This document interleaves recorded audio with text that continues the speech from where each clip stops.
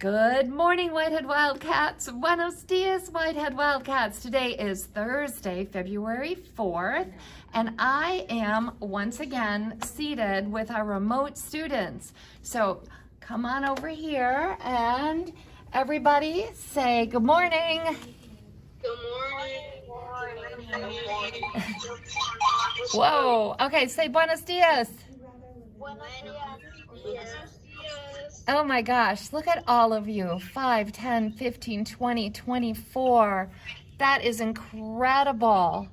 Oh wait, there's even more. Wow, guys. Okay, this is what I'm talking about. What an incredible group of remote learners.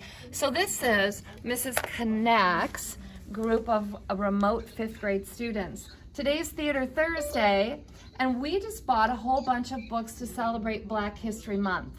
The one that I'm going to read today, and Mrs. Kanak will show you the pictures later if I don't get you in on all the pictures, okay? A little hard here.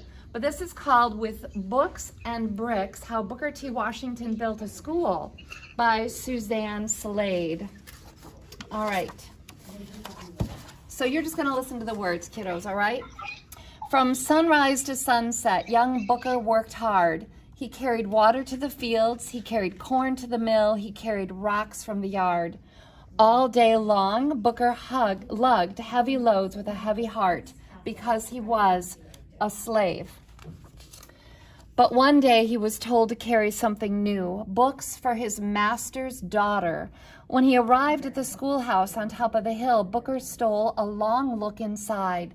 He saw strange lines on the blackboard that formed letters. He saw groups of letters that made words, and suddenly Booker's heavy heart felt a little lighter. He knew there was something special about those letters. He felt magic in those words. Booker wanted to learn to read more than anything, but his dream seemed impossible. Kiddos, here is a picture of Booker looking inside this schoolroom. All right. After Booker turned 9, America's battle over slavery was finally over. The Civil War had ended. All slaves were free. Booker didn't feel free. He had to work long hours in a salt mine so that his family could survive. All the schools near him were for white students only. So Booker begged his mother for a book of his own, and somehow, as often happens with mothers, a miracle appeared. Without a penny in her pockets, she got Booker an old Webster's spelling book. He studied those shapes called letters. He learned groups of letters that made words. He taught himself to read, but he wanted to learn more. Then Booker went to work in a coal mine. While shoveling heavy piles of coals all day, he thought of only one thing: school. One morning, whispers echoed through the mine. A school for Black students, somewhere in Virginia. Booker couldn't believe his ears. A school for him. But Virginia was 500 miles away. He had no money for a train ticket, no money for books. So Booker kept working and saving and dreaming of school. In time, he made the long trip to Virginia, walking and begging rides most of the way. At 16, Booker finally carried his own books to school. He graduated 3 years later and went back to his hometown to teach at a school for Black students. He wanted to help others who shared his dream of learning. Later, folks from a small town in Alabama invited him to teach there, so he packed his clothes, his books, and watch, the only valuable thing he owned, and moved to the green hills of Tuskegee. He found lots of eager students there, but no school building. Booker searched the town until he found an old shed that he could use. The building had no windows or doors and huge holes in the roof, but it was all he had. Soon the whole town of Tuskegee was talking about Booker's school. Dozens of students lined up the first day. They squished and squeezed inside the tiny shed. Each week, the school became more crowded. When it rained, students took turns holding an umbrella over Booker so he could keep teaching. Booker knew his students needed a real building. a school of their own, so he decided to build one brick by brick. Booker borrowed money to buy a deserted farm. He cleared 20 acres of land. Then came the hard part, getting bricks to build. With no brickyard in town, Booker decided to make his own. He read about different kinds of clay. He studied how to mold and bake bricks. He learned how to lay them into tall, sturdy walls. Soon Booker and his students started digging for clay. They dug for hours. They dug for days, but no clay. They dug bigger holes. They dug huge muddy pits. Still no clay. Booker's hands were blistered. His tired back ached. He was covered in mud and his knees were caked, but he kept digging until he found it deep down in the ground, rich red Alabama clay. Booker and his students mixed mud into the clay, then added straw to hold the sticky mixture together. They molded the mixture into thick slabs and smoothed the sides straight. They molded and smoothed again and again, and they made 25,000 bricks. Then Booker built a mighty kiln.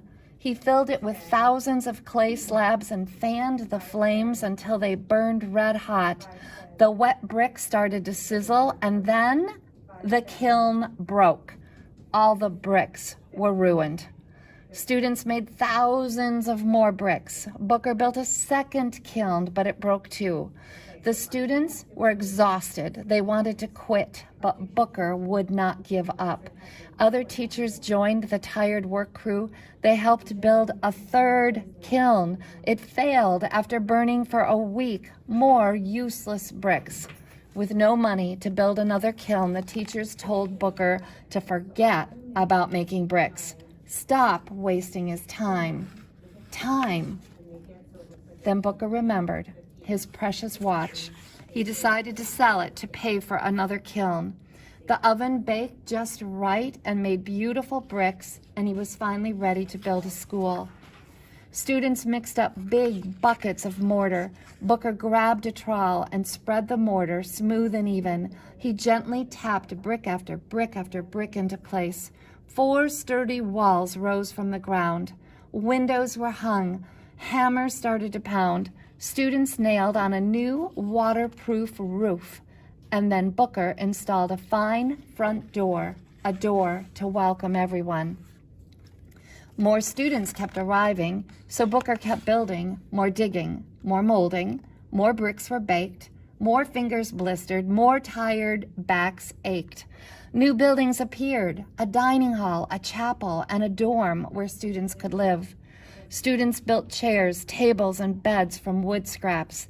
They filled cloth sacks with pine needles to make mattresses. Now Booker's school was big enough for everyone who wanted to learn. His hard-working students went on to become successful teachers, business leaders, and more, because Booker T. Washington had built an amazing school brick by brick. Here's a quote: "Success is to be measured not so much by the position that one has reached in life as by the obstacles which he has overcome while trying to succeed." All right, kiddos.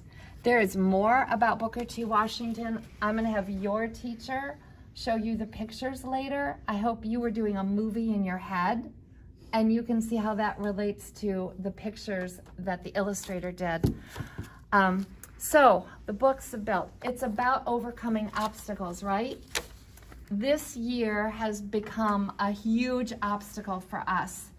Mrs. Knack, your teacher, is a librarian, right? Her obstacle for her to overcome was to go from being a librarian to becoming a teacher of many subjects. I think she has done a phenomenal job. You are all at home trying to learn. I want to celebrate the following students in Mrs. Knack's 5th grade, because on your progress report, I noticed that you attend live meetings daily, you complete all your work, you follow directions well, and you follow the Zoom rules. That is the beginning to being a success in life, kiddos. It starts right here, right now, right today, all right? So the following people, listen for your names, and we're gonna cheer quickly after each one, okay? Danelle Rico Sampson. Yay! Dominique Payne. Yay! Zalea Phillips. Yay! Omar Ortiz. Woo! Mackenzie Tuna. Woo! Mackenzie Ralston. Yay! Maya Hernandez. Yay! Marcelo Velarde. Yay! Landon Chambers. Yay! Christopher Gonzalez Medina. Yay! Olivia Cambray Rose. Woohoo! All right, so I'm gonna stop there because the rest of you, some of you got checks in some of the boxes, not all of the boxes. And here's my challenge.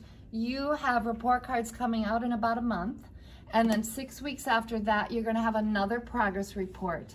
And Mrs. Kanak will share this with me. Kiddos, you need to be present in life in order to learn how to win.